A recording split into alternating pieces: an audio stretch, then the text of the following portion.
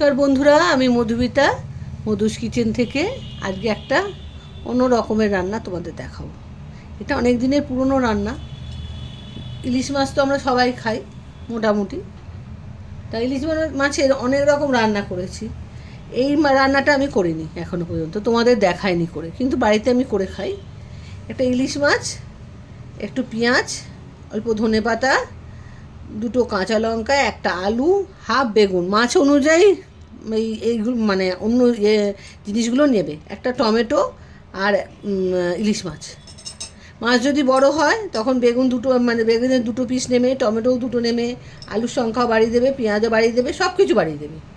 যেহেতু ছোটো মাছ সেহেতু আমি কম করে নিয়েছি, নাহলে স্বাদটা সেরকম পাওয়া যাবে না, আনাজটাই বেশি হয়ে যাবে। এইটা হলো ইলিশ মাছ মাখা। কী করে জিনিসটা তৈরি করব সেটা তোমাদের এবার দেখাবো। এই হলো জিনিসগুলো। এবারে আমি ইন্ডাকশানে ফ্রাই প্যানটা বসিয়ে দিয়েছি আর ইন্ডাকশানটা চালু করে দিলাম।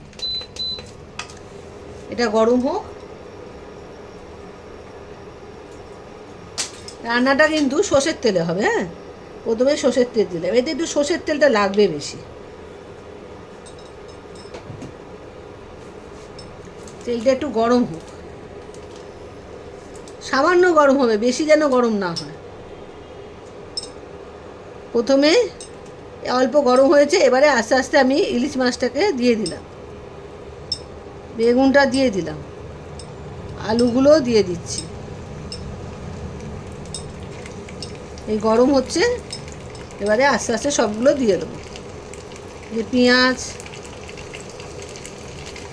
বা টমেটো আর ধনেপাতা আর দুটো কাঁচা লঙ্কা, এগুলো সব দিয়ে দিলাম। দিয়ে এটাকে এবারে ঢাকা দিয়ে দেবো। এই তেলে মধ্যে যে দিয়ে দিলাম, এগুলো আস্তে আস্তে ভাজা হবে। একটু বাদে আবার এটাকে উল্টে দেবো। এখন এটাকে আমি ঢাকা দিয়ে দিচ্ছি। আর টেম্পারেচার এই সময় বা গ্যাসে করলে সবসময় কমিয়ে দেবে, লোতে রেখে রান্নাটা হবে। একটু সময় নিয়ে রান্নাটা করতে হয়। এই ঢাকা দিয়ে দিলাম।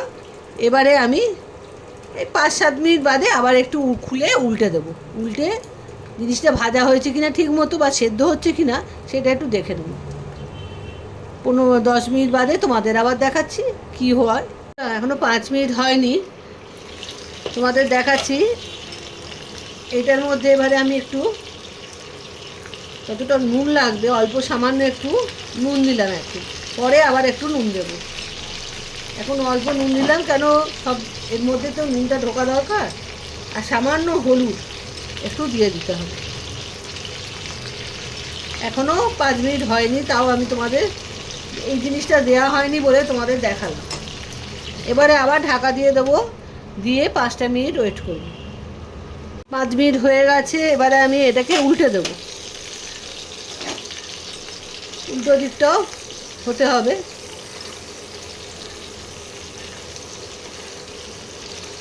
আলুটা সেদ্ধ হয়ে যাবে এমনভাবে এটাকে মানে মানে রাখতে হবে। এইভাবে টেম্পারেচার রাখতে হবে যে আলু বেগুন তো একটুতেই সেদ্ধ হয়ে যায়, অসুবিধা কিছু নেই। মাছও হয়ে যাবে। আর এই দেখো, একটা দিয়ে পুরো হয়ে গেছে।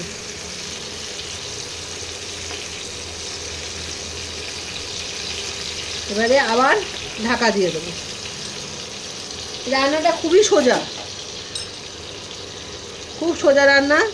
মানে এই ঢাকা দিয়ে দিয়ে গ্যাস কমিয়ে রান্না, কিন্তু খেতে হয় দুর্দান্ত। ওই দিয়ে পুরো ভাত খাওয়া হয়ে যাবে। এটা হলো ইলিশ মাছের একটা নতুন ধরনের রান্না, তোমরা দেখো, খুবই সোজা রান্না। আবার 5 মিনিট বাদে তোমাদের দেখাচ্ছি। 5 মিনিট হয়ে গেছে, এবার এটা খুলছি।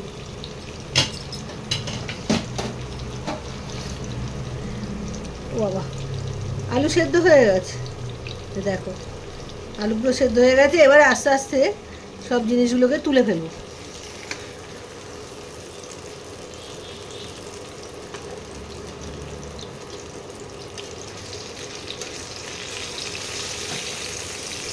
এই জিনিসগুলো ঠান্ডা ঠান্ডা হবে, তারপরে কিন্তু হাত দেবে, তার আগে হাত দিলে হাত পুড়ে যাবে।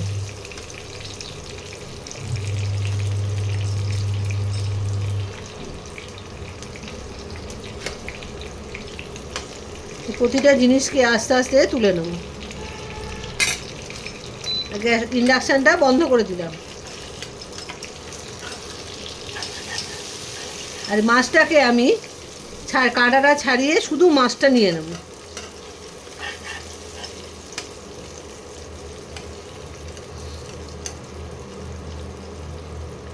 আর এই তেলের মধ্যে যে পেঁয়াজ রয়েছে, এই তেলের মধ্যে দুটো শুকনো লঙ্কা একটু ভেজে নেব। ইন্ডাকশানটা চালিয়ে দিলাম।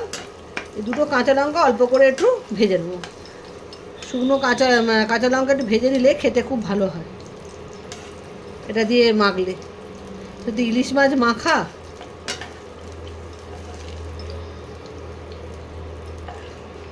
আমি একটা পেঁয়াজ এই মাছের সঙ্গে দিয়ে দিয়েছিলাম, আর অল্প একটু পেঁয়াজ রেখে দিয়েছিলাম একটা পেঁয়াজে।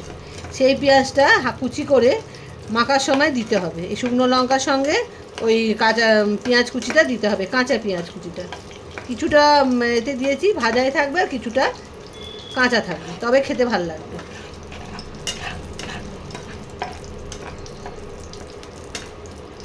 একটু ভেজে নিতে হবে। মাছটা ঠান্ডা হোক, মাছটা ছাড়াবো, আর বাকি এগুলো সব তোমাদের সামনেই করবো। মাছটা বেছে নিয়ে তোমাদের দেখাবো।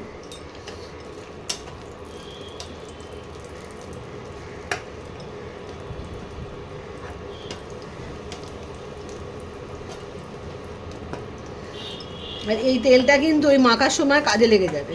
এই তেলটা কিন্তু ফেলে দেবে না। এই তেলটাই মাখবো যখন, এই তেলটা লাগবে। ব্যাস, পেঁয়াজটা লঙ্কা ভাজা হয়ে গেছে। এবারে ইন্ডাকশানটা আমি বন্ধ করে দিচ্ছি। আর মাছটা আমি বেছে নিয়ে তোমাদের দেখাচ্ছি আমি কি করব। বন্ধুরা, মাছটা আমি ছাড়িয়ে নিয়েছি। এবারে টমেটোর খোলাটা, ওপরের যে খোলাটা, সেটাও ফেলে দিলাম।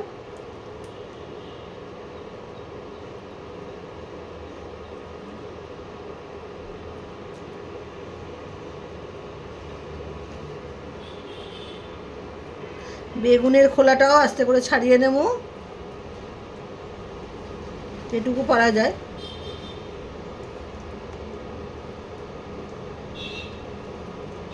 এখনো গরম রয়েছে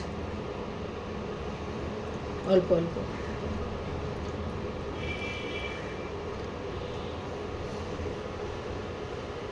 এই আলুগুলো দেখো কত নরম হয়েছে, আলু একেবারে গলে যাচ্ছে। এবার এগুলোকে সবগুলোকে একসঙ্গে মেখে নেব। আগে সামান্য নুন দিয়েছিলাম, আবার একটু নুন দিতে হবে। নুন দিয়ে ওই শুকনো লঙ্কাটাকে মেখে নিতে হবে। তার স্বাদ মতো নুনটা দেবে।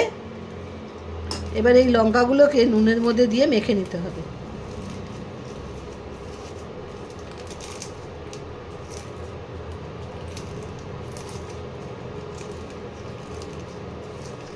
মেখে নিয়ে এবার সব দিয়ে মাখতে হবে।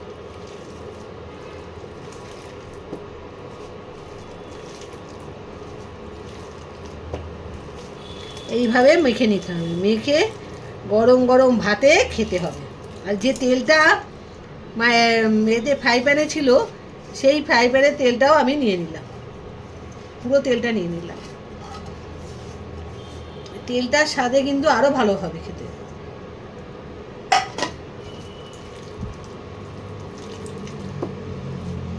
এইভাবে ভালো করে মেখে নিতে হবে। আর একটু ধনে পাতা কুচিও দিয়ে দিলাম।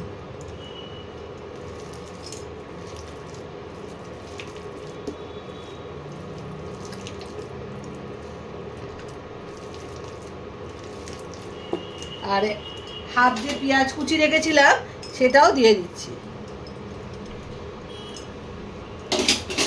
কিছুটা পেঁয়াজ ফ্রাই প্যানে দিয়েছিলাম, আর কিছুটা পেঁয়াজ রেখে দিয়েছিলাম, কুচি রেখে দিয়েছিলাম, সেটা আবার এর মধ্যে মেখে দিলাম। সব কিছু দিয়ে মাখলে তবে তো খেতে সুন্দর হবে। এইবার গরম ভাতে একবার খেয়ে দেখো তোমরা। ব্যাস, তৈরি হয়ে গেল ইলিশ মাছ মাখা। তোমরাও তৈরি করে খেও, দেখবে এই দিয়েই ভাত খাওয়া হয়ে গেছে, অন্য কিছু লাগবে না আর। তোমরা পুরো ভিডিওটা দেখো। এমন কিচ্ছু না, খুবই সোজা রান্না, যে কোনো মানুষ করতে পারে, তোমরাও করতে পারো, শুধু মাছটা একটু ধৈর্য ধরে বাছতে হবে, আর কিচ্ছু নয়।